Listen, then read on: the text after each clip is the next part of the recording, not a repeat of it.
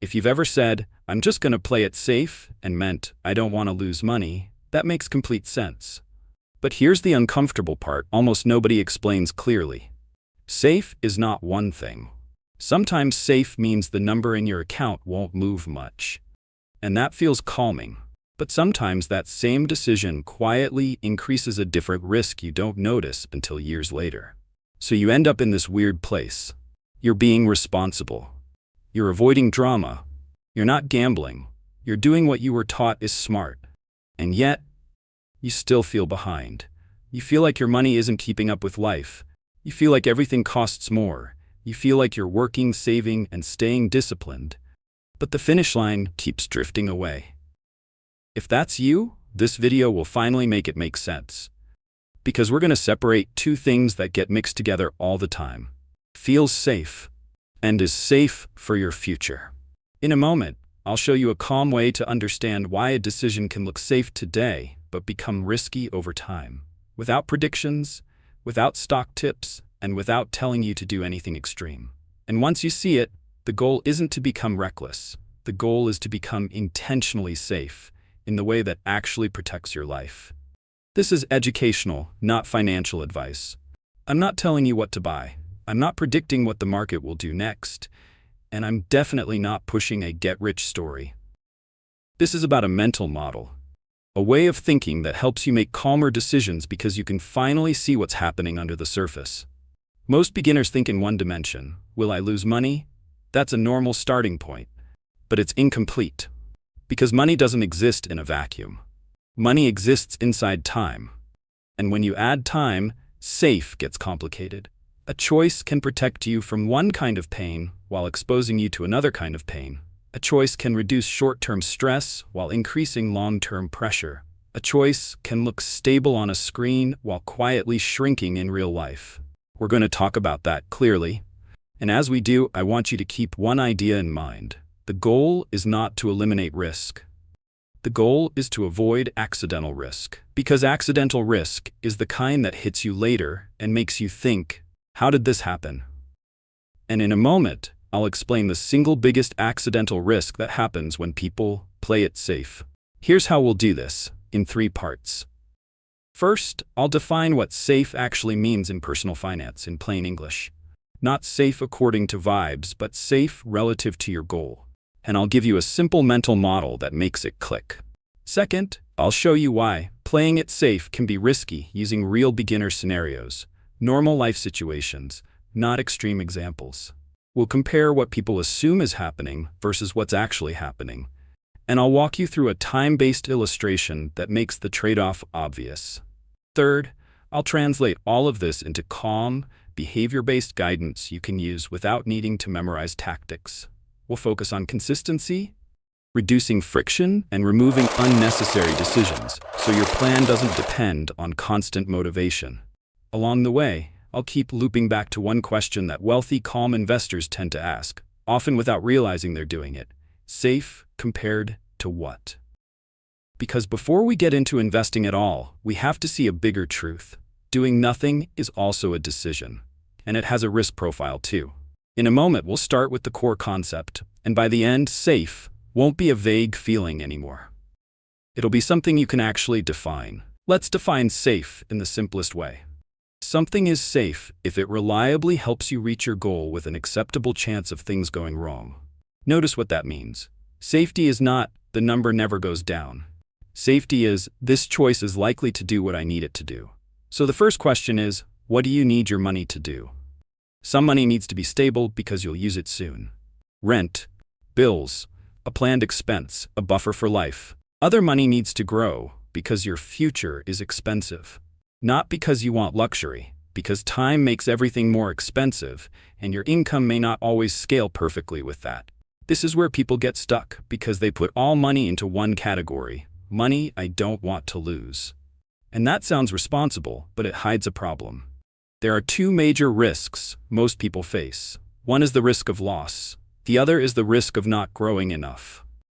Playing it safe often reduces the first risk, but it can increase the second risk.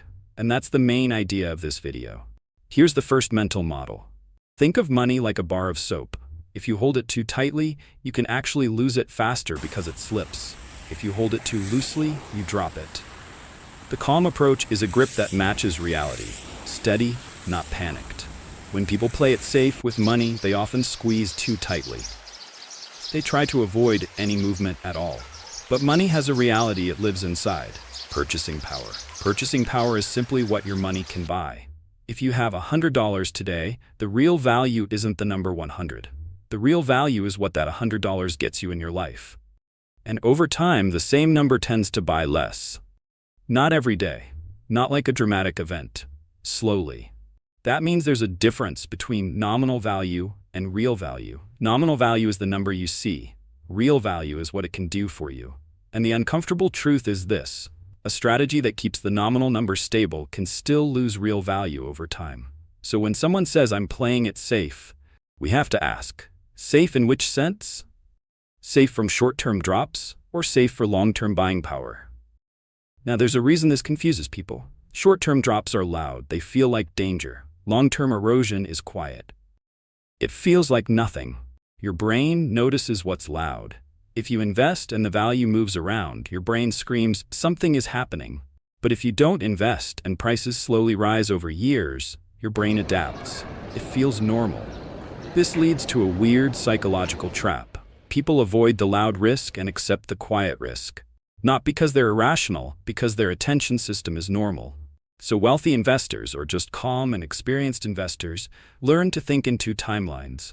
They separate money I need soon from money I need later. They don't do it to be fancy. They do it because it makes safety possible. Because trying to make one pile of money do two opposite jobs is what creates stress. If you want money to be both perfectly stable and strongly growing, you're asking for a contradiction. So instead of chasing contradictions, you build structure. Here's the second mental model. Imagine you have two different vehicles. One is a boat for crossing a calm lake. One is a car for driving across a continent. If you try to drive the boat across the continent, it fails. If you try to cross the lake in the car, it fails. Neither vehicle is bad. They just have different purposes. Money works the same way. Some money is meant to be stable and available. Some money is meant to take calculated exposure to growth over time. When people play it safe, they often put long-term money in the short-term vehicle because it feels calmer. But the purpose is wrong, and purpose mismatch becomes risk. Now let's make this even clearer with a simple contrast. What people assume: if I keep money in cash, nothing can happen to it. What's actually happening? One thing is happening. It's just slow. Your money's purchasing power is drifting. And the drift matters because goals are time-based. Retirement is time-based. Financial independence is time-based. Even simple goals like "I want options in my 30s" are time-based.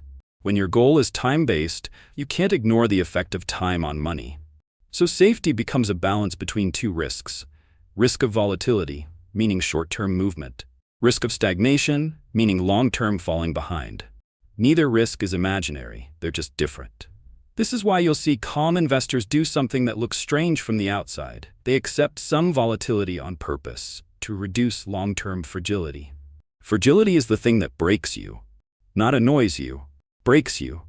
Fragility is, "I can't handle a normal drop without changing my plan." Fragility is, "I'm forced to sell because I need this money at the wrong time." Fragility is, "My future depends on everything going perfectly." When you play it safe in the wrong way, you can become fragile because you're unprepared for reality. Reality includes prices changing, income changing, life happening, and markets moving. So the goal isn't to remove movement from your financial life. The goal is to build a plan that can survive movement. And this is where the phrase "playing it safe" gets reframed. True safety is not the absence of movement. True safety is resilience. Resilience is simply the ability to continue saving, continue investing, continue living, continue not panicking. In a moment, we'll take this concept and apply it to real beginner scenarios so you can see exactly how safe choices can become risky over time. But before we do that, I want to say something that matters more than it seems. Most people don't fail financially because they made one terrible decision. They fail because they repeatedly make decisions that feel safe in the moment but are misaligned with time. If you get nothing else from this video, get this. Safety is not a feeling. Safety is alignment. Alignment between your goal and your money's job. Now let's move into the scenarios and proofs, because that's where this becomes undeniable. Let's walk through realistic situations. These are not extreme examples. These are normal life examples. And as we do, I want you to listen for the pattern. What people assume is happening versus what's actually happening. Scenario 1. I'll just save until I feel ready. A beginner wants to start investing, but they're nervous. They say, I'll just save for now. I'll invest later when I understand more. That sounds responsible. What people assume is happening. I'm being cautious. I'm avoiding risk. What's actually happening? They're delaying exposure to long-term growth and often replacing it with indefinite waiting. The hidden risk is that later doesn't arrive because feeling ready becomes the requirement. And feeling ready is not a schedule, it's a mood. So months become years. And here's the time-based illustration that makes it clear. If you delay starting for a long time, you don't just miss 1 year of potential growth. You miss the early years where consistency starts compounding. Compounding is not magic, it's just growth building on prior growth over time. But it only works if time is allowed to pass while you stay in the game. So the risk isn't that you saved money, saving is good. The risk is that you accidentally turned "I'm being cautious" into "I'm not participating." A calm investor sees that and says, let's separate learning from starting. In a moment, I'll show you how that looks behaviorally without giving you tactics. Scenario 2. I'll keep it all in the safest place. Someone has money and they want peace. They don't want stress. They don't want drama. They've heard investing is risky, so they keep everything in the most stable place they can think of. What people assume is happening, my money is protected.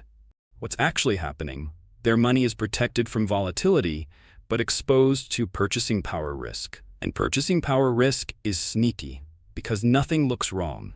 There's no notification that says your future is getting more expensive, but you feel it.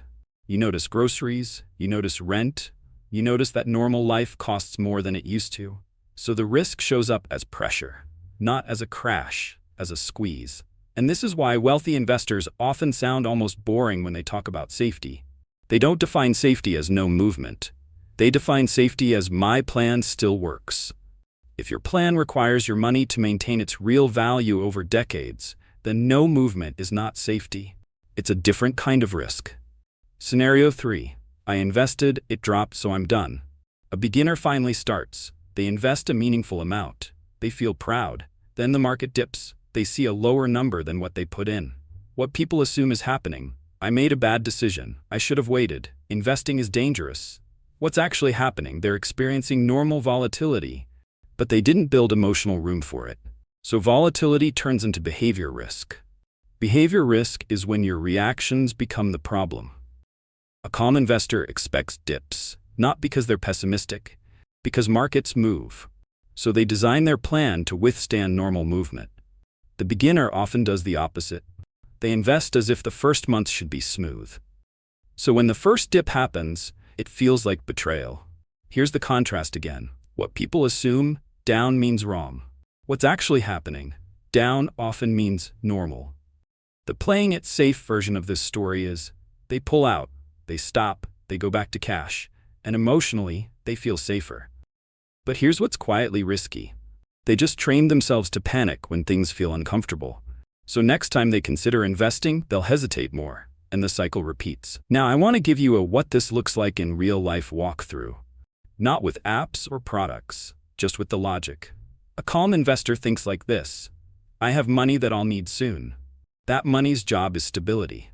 I have money that I won't need for a long time. That money's job is growth over time. My job is to choose a plan that lets me keep going even when the world is noisy. So they build a structure where short-term life doesn't force long-term decisions. And this is the big insight. Most people think risk is in the market. Calm investors know most risk is in the mismatch. Mismatch between your timeline and your choices, your emotions and your plan, your need for certainty and reality. Now let's add 2 more mental models that reinforce this. Mental model 1, the 2 fires. Imagine you're standing between 2 fires. On one side is the fire of volatility, the discomfort of watching values move. On the other side is the fire of stagnation, the quiet discomfort of watching life get more expensive while your money doesn't grow. If you run away from one fire without thinking, you move closer to the other. So the goal isn't to pretend there are no fires.